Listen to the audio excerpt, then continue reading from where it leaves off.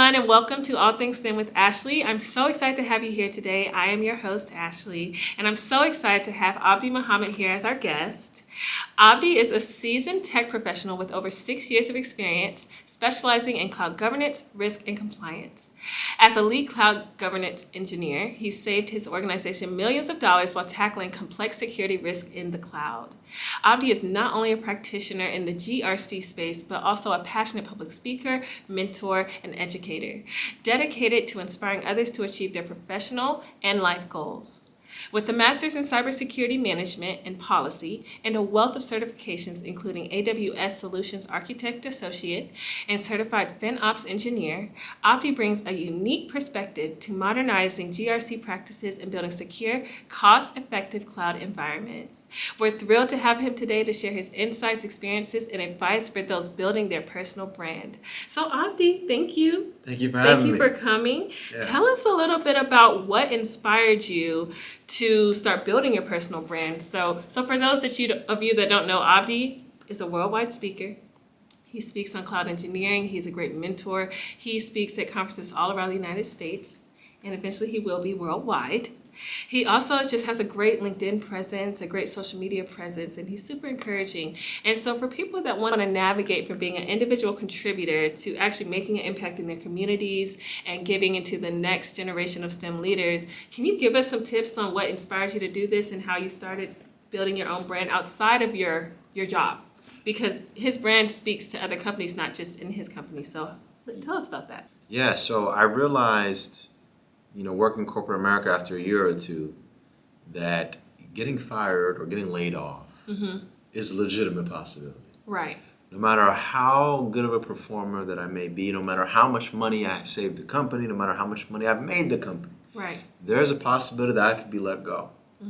Right? And in the event that I'm let go, what can I fall back on? What can protect me and potentially my family in the event that I lose my 9-to-5 job? And that's where personal branding comes in.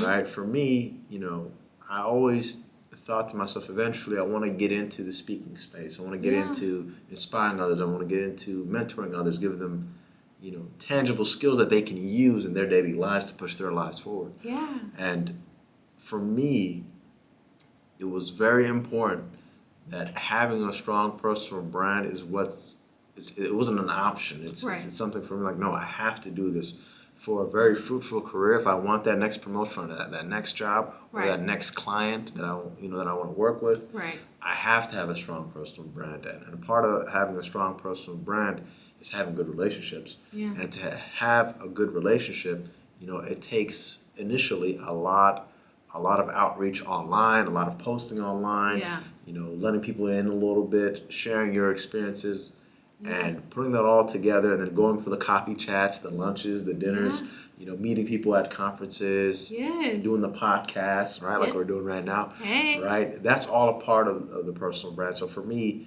getting started was realizing that I could be fired any day. Right. What am I doing to protect myself? That's excellent, Abdie. I'm glad. And you definitely have this as a safety net. You're great at it. And you also have so many great nuggets of wisdom. So I'm so excited for you to share with us today. So what were some of the biggest challenges you faced when you first began to shape your personal brand? So when you're starting, a lot of people may not know you yet. Yeah. What are some challenges you faced? Yeah, one of the biggest challenges I faced when I started to develop my personal brand was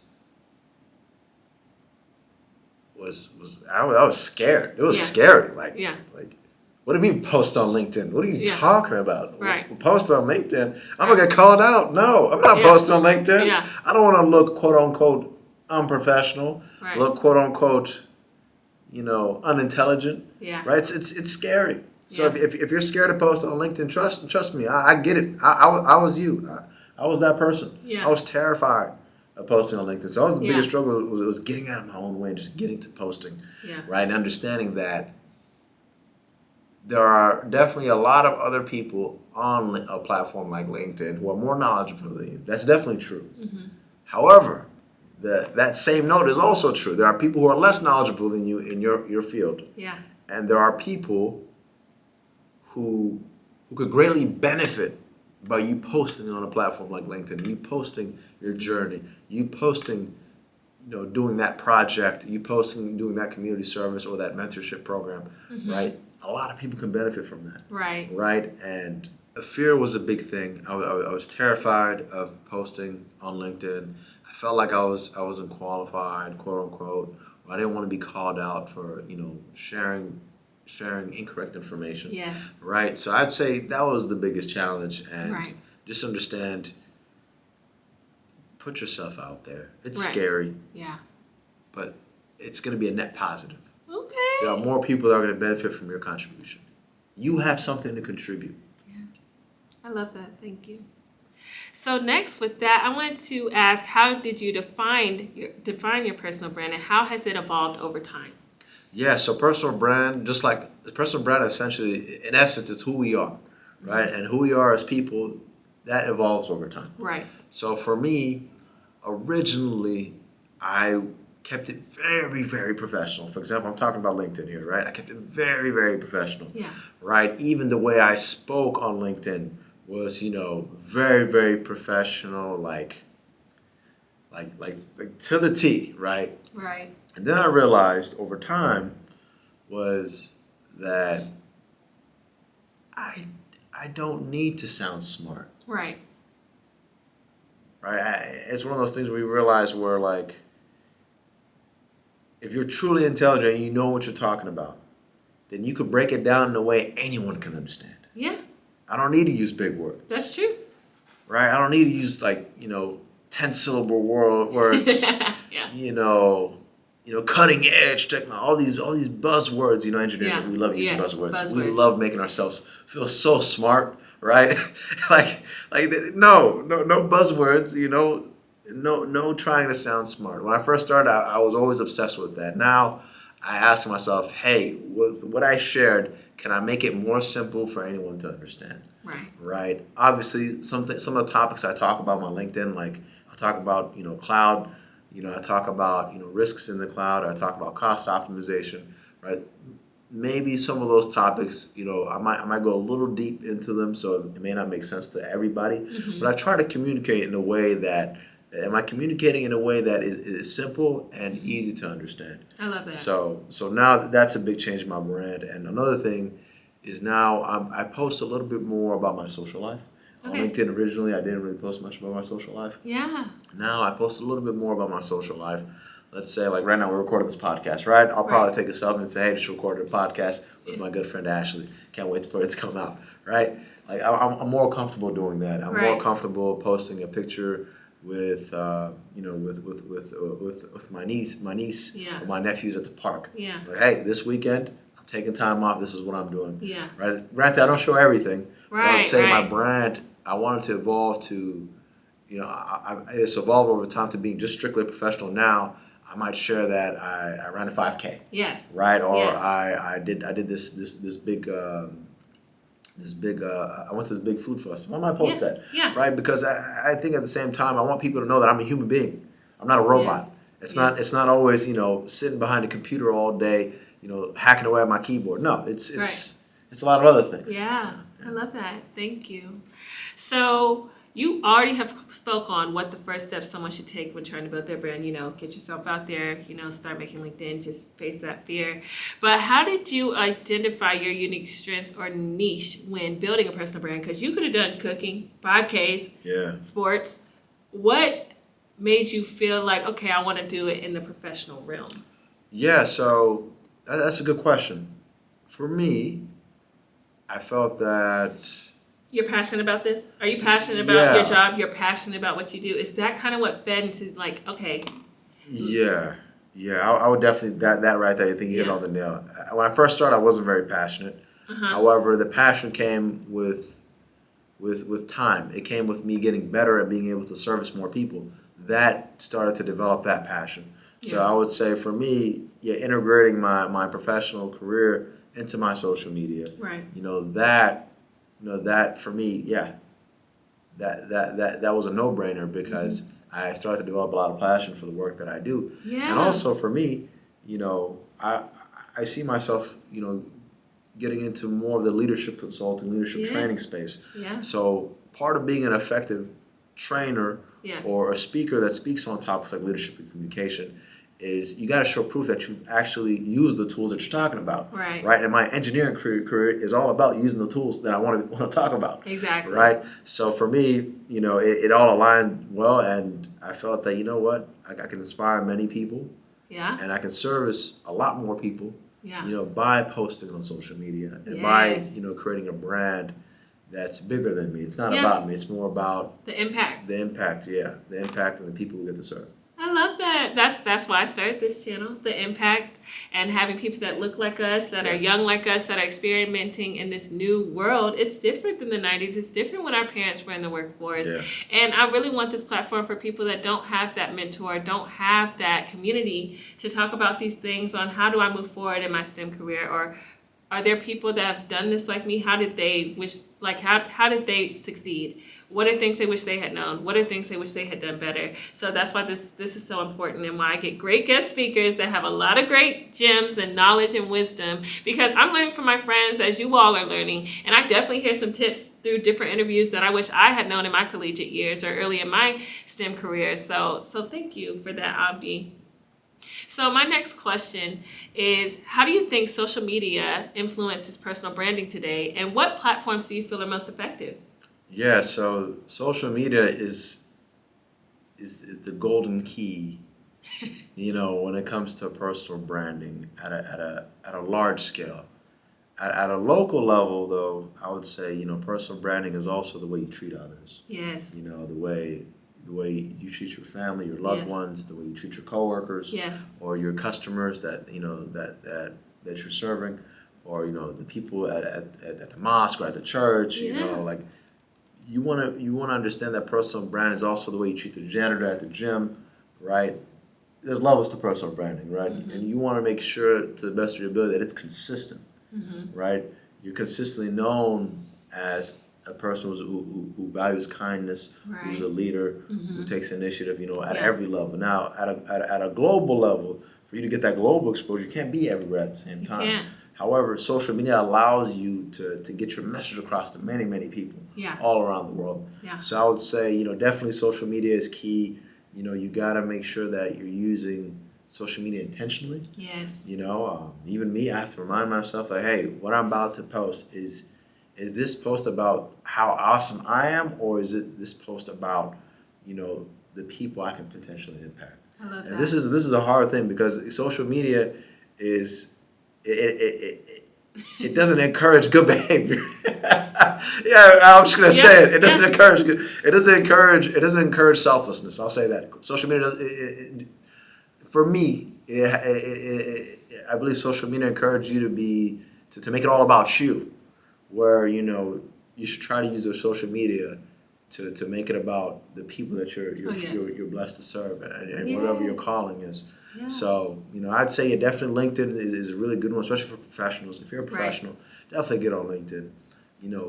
Build relationships at a global level. Mm-hmm. You never know. You could be doing business with these individuals one day. Yes. You could potentially have that next job or that next client. Yeah. Right. It's we've never had more opportunity today than we did years ago. Today is the best time, because now you get to actually define your personal brand and leverage that any way you want through social media. I agree. Yeah. I think that's wonderful. So professionals definitely utilize LinkedIn.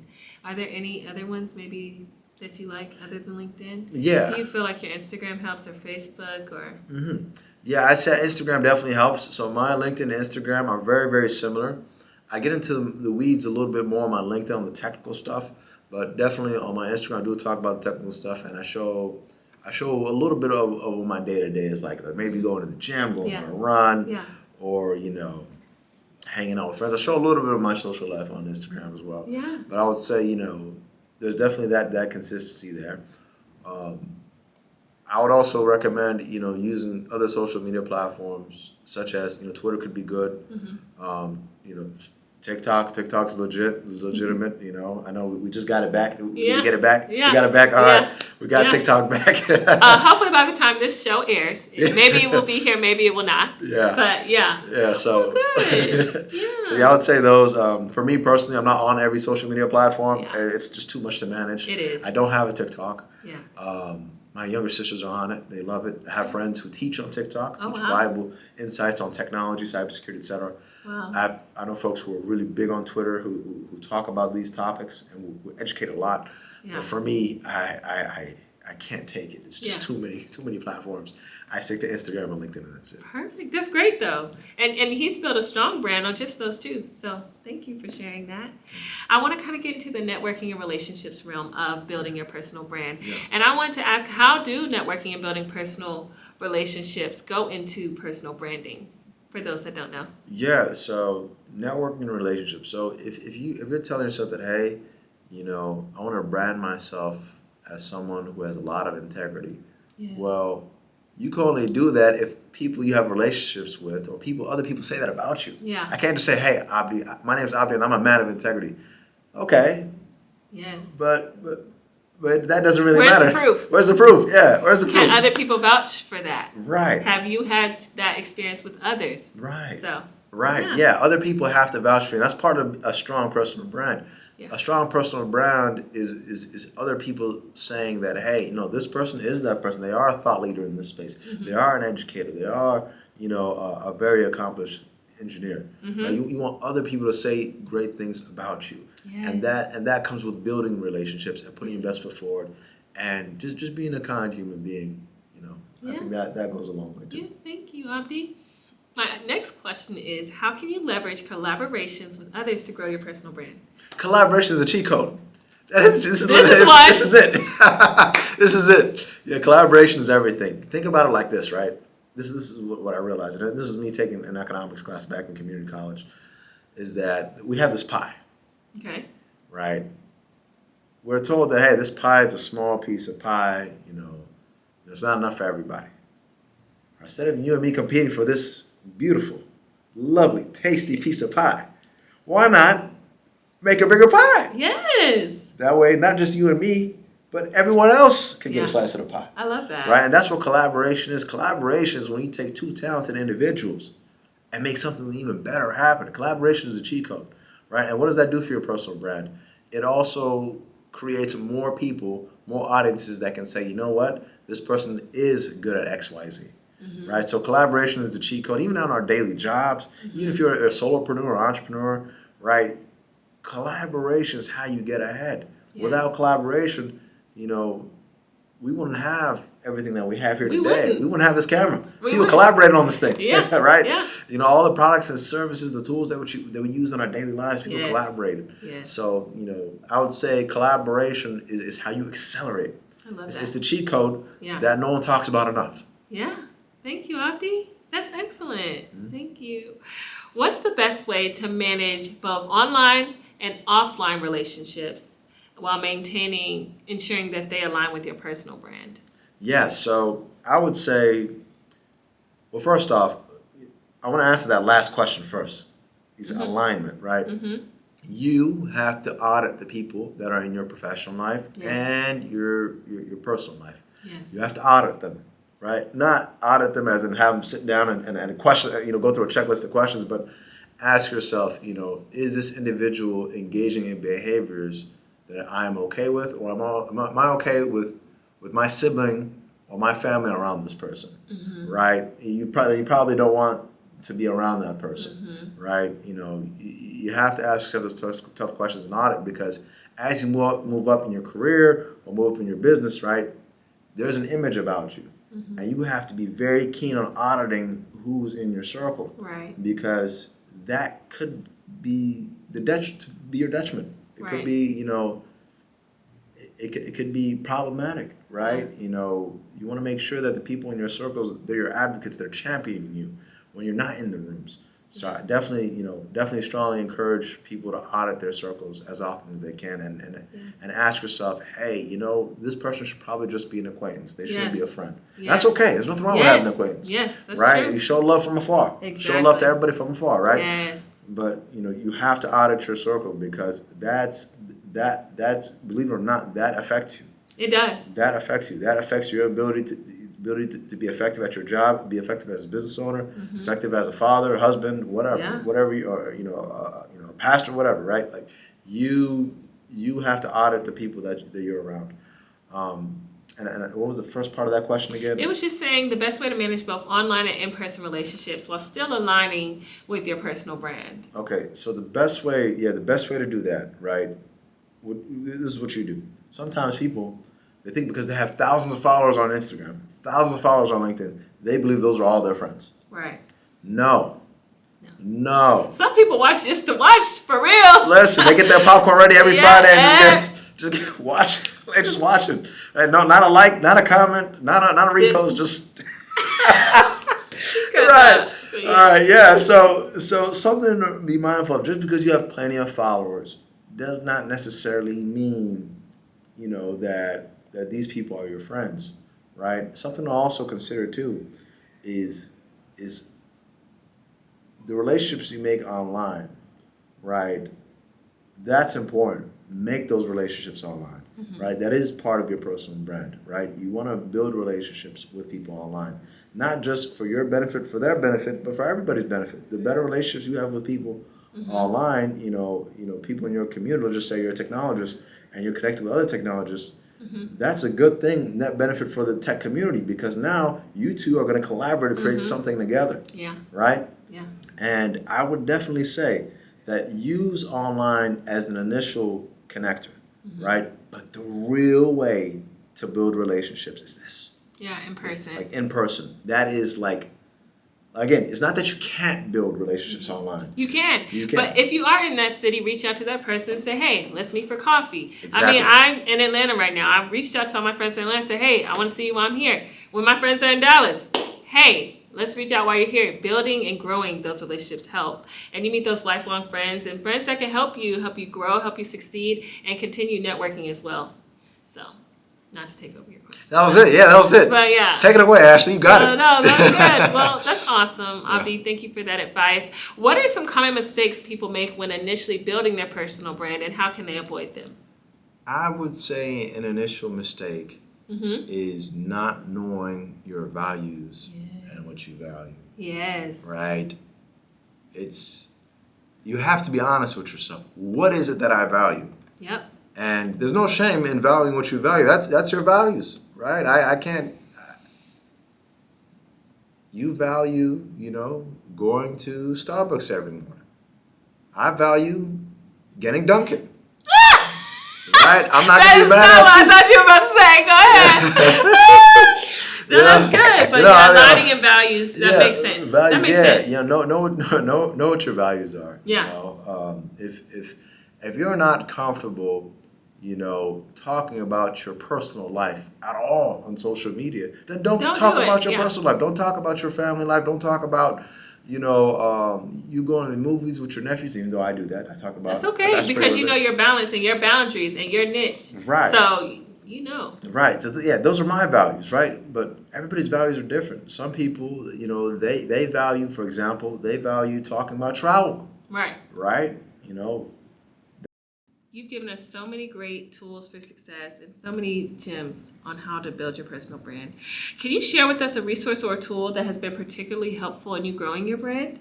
Yeah, I would say a good tool to growing your brand is definitely YouTube. There are a lot of free resources on YouTube that talk about what is personal branding, how to brand yourself on social media. A lot of free resources. And that's a really, really good tool. I'd say reading. Yeah. Reading helps out a lot because when you read, it gives you a larger vocabulary. So now you have a lot of tools, a lot of words in your repertoire that you can use to communicate. Part of a strong personal brand is your ability to communicate.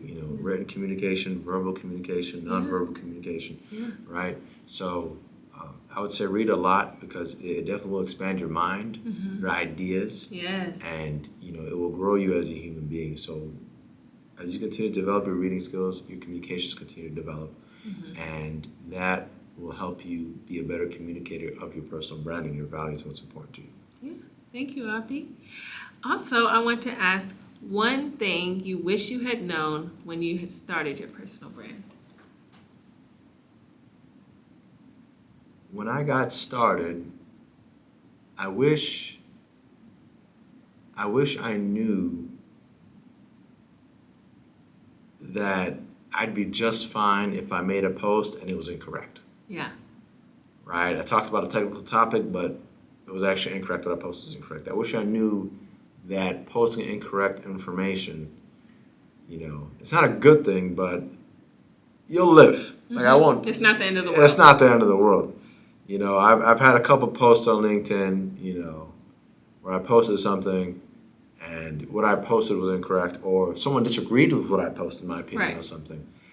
And I used to obsess over that. Yeah. Now, unless there's already a relationship with this individual. Yeah. I reply to everybody who comment, generally speaking, but I don't go in the take it personal. Yeah, I don't take it personal. I don't reply more than get offended. I don't reply to messages, even if I do get offended, because sometimes I get offended. I get in my feelings sometimes. Yeah. But not everything deserves a response. Right. Sometimes I'll catch myself responding a long paragraph. I'm like, wait, this is the internet. Yeah. Let it go, because people, some people, they're committed to misunderstanding you. Yes. They're committed to disagreeing with you. Yes. It's not the post that pisses them off or that frustrates them. It's not the post that frustrates them. What frustrates them is that you have chosen to put yourself out there. Yes. And that reminds others at times of their own incompetence and their own fear of putting themselves out there. Yes. Right? So sometimes snarky comments on your posts can look like someone, can look like someone's trying to educate you or correct you, but sometimes it really is them not being secure in themselves. Yeah. So just understanding that, for me, what I wish I knew earlier was that not to take things personal online. Yeah. People say things online that they would not have the balls to say to you in person. So just keep in mind that most of the people who look courageous and brave online, they're not really brave and courageous in real life. To say people who make those outrageous comments, that's what I'm talking about. Like people that are hating. People that are trying to be on your demise. Right. Instead of praising you or correcting in a nice way. Right. Yeah. So that makes sense. Yeah. That's good. That's good to know, and it's good to see how successful you are, even if something wasn't 100% accurate in that moment, or if people didn't agree with you. Yeah. So thank you. I want to ask. So you've spoken at a lot of conferences around the country. Yeah. How did those opportunities present themselves? When you first started, were you going to them networking when you were at the conference, and then they called you back the next year? Yeah. Did people just email your personal brand email and say, "Hey, I saw this on LinkedIn or YouTube"? Or how does that interaction start, finish? Can you tell us a little bit about that process? Yeah, that's a great question. So first, when I got started, I did have to do a lot of outreach. Yes. Right. It's a lot of pitching. Even now to this day, I still pitch certain conferences that I believe that are aligned with me and who I am. Yeah. And I feel it's a golden opportunity. I still pitch today. However, when I got started, I had to do a lot of pitching.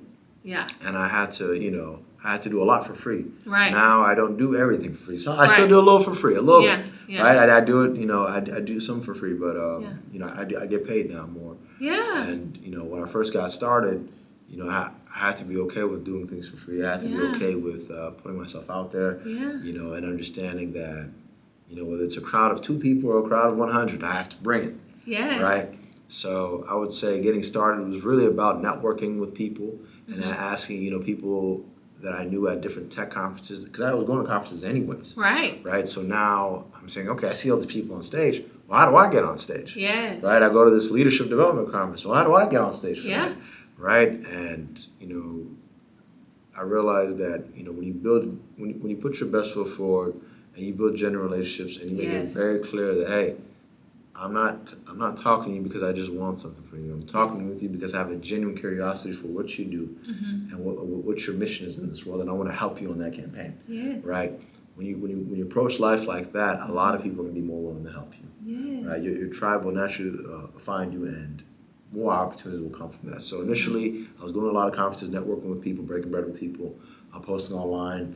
Going to this conference. Who's going to this conference? Okay, you're going to this conference. Hey, and then a friend would say, hey, Abdie, I'm speaking at this conference. You should speak there too. That's good. And it's like a snowball. It just kept rolling. I love that. Yeah. I love that. So, as you progress more into your career of speaking, Yeah. how did you learn to monetize? Did you get someone to help you write your contract? Yeah. How did the contracts work? How did you start thinking this is a good time for me to start saying, can you buy my flight and lodging? Do you ever say just do my flight and lodging and that consider as payment, or how do you navigate that? Yeah, so it depends on how large scale the conference Yeah. is. You know, every conference budgets are going to look a little different. You know, I have some conferences. If it's a really close friend of mine, for example, you know, I'd say, hey, what's your budget, man? Yeah. You know, are you just getting the ball rolling with this Yeah. event? Okay, fine, don't even worry about it. You know, I'll drive to where you're at. You know, or you know, what, just pay for my flight. Will be good. No speaker fee, nothing. Just pay for my flight. We'll be just fine. I would say I actually do have a mentor who's a big speaker. He happens to be a doctor, and you know, he's a doctor in San Diego actually, and he owns multiple clinics. Yeah.